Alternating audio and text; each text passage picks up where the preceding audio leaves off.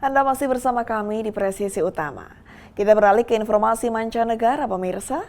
Diaspora Indonesia di Amerika Serikat ajukan permohonan agar pemerintah Indonesia mencabut larangan perpanjangan paspor bagi WNI Indonesia tanpa dokumen. Berikut informasi selengkapnya untuk Anda dari VOA.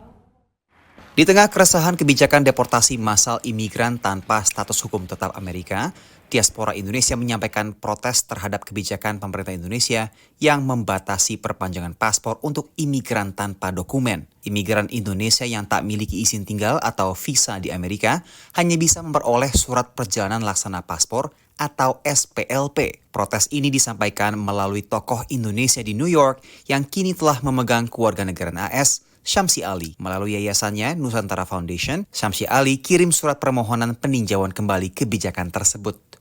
SPLP itu kan sebenarnya surat untuk perintah jalan pulang sih. Jadi diberikan ketika sudah akan pulang. Nah ini kan bisa menjadi kecurigaan teman-teman kita, ini jangan-jangan ada kolaborasi sebenarnya dengan pemerintah setempat untuk mendeportasi saudara-saudara kita yang ilegal. Gitu ya.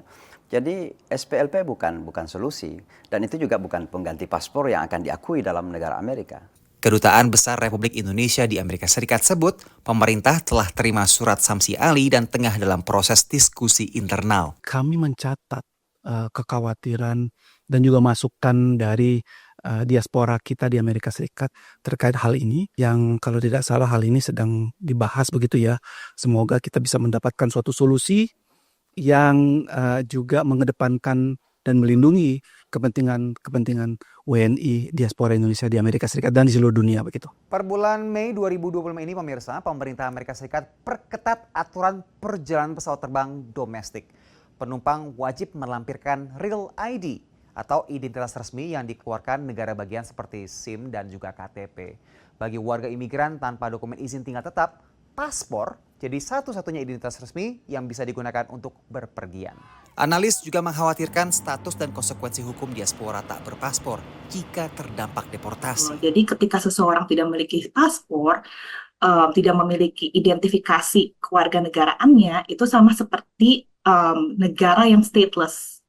Jadi negara yang benar-benar, jadi di sini seseorang tersebut bukan tidak bisa tinggal di Amerika Serikat, tapi juga tidak jelas kewarganegaraannya, ditakutkan seperti itu. Dan nanti juga ditakutkan seperti ICE atau pemerintah Amerika Serikat akan bingung juga ini nanti dibalikinnya kemana. Sebagian diaspora tanpa dokumen yang memiliki anak yang lahir di Amerika bisa dapatkan kewarganegaraan ketika anaknya beranjak dewasa. Teman-teman kita sudah punya anak, kemudian anaknya berumur 18-21 tahun dan sudah bisa kerja, anak ini bisa mensponsori orang tuanya.